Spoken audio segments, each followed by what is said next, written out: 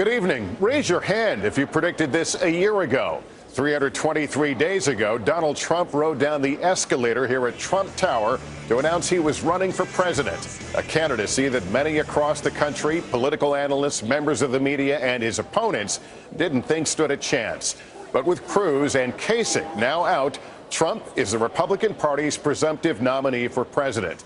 It's a remarkable moment in American political history as a celebrity billionaire insurgent embarks on an epic general election battle against likely the first woman nominee and wife of a former president. But first, Trump has a lot of work to do just to repair the deep fissures in his own party, some saying they will never vote for him. In a moment, I'll sit down with Donald Trump in his office for a live conversation. But first, NBC's Peter Alexander starts us off. Tonight, lights out for the candidate who once compared Donald Trump to the Prince of Darkness. And as I suspend my campaign today, I have renewed faith, deeper faith, that the Lord will show me the way forward. John Kasich abruptly ending his campaign this morning, scrubbing a flight to Washington after boarding the plane, telling friends his heart isn't in it. Trump, a first-time politician, is now the last Republican standing after routing 16 rivals, roughly 150 years of political experience. He's not a serious candidate. He's an entertainer. Donald Trump's not going to be the Republican nominee. A major American party does not nominate Donald Trump. I just can't believe it. I'll have to go to Canada. His next challenge, transforming from a brawler to a coalition builder, bringing the fractured GOP together. I am confident that I can unite much of it, but honestly, there are some people I really don't want. Donald Trump has the biggest upside and the biggest downside of any candidate I've ever seen. You don't know which one is going to dominate, but his track record so far is pretty astonishing.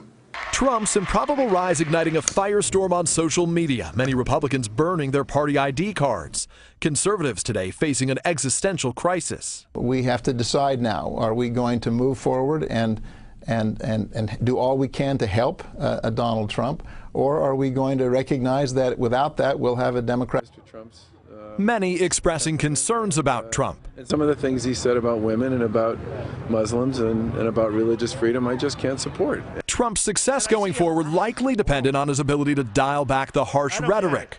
Trump, the frontrunner for most of this campaign, will need a come-from-behind win to defeat Hillary Clinton, now boasting a 13-point advantage. His supporters energized by the outsider. He reaches people, and people are comfortable with him. He's been in people's living rooms for 13 years. People know who he is, and they keep coming back to him, and they trust him. There's an authenticity to what he's doing and an authenticity to the fact that he could win.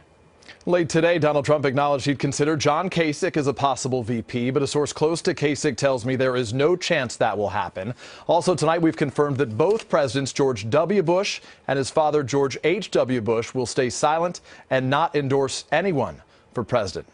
Hey, NBC News fans, thanks for checking out our YouTube channel. Subscribe by clicking on that button down here, and click on any of the videos over here to watch the latest interviews, show highlights, and digital exclusives.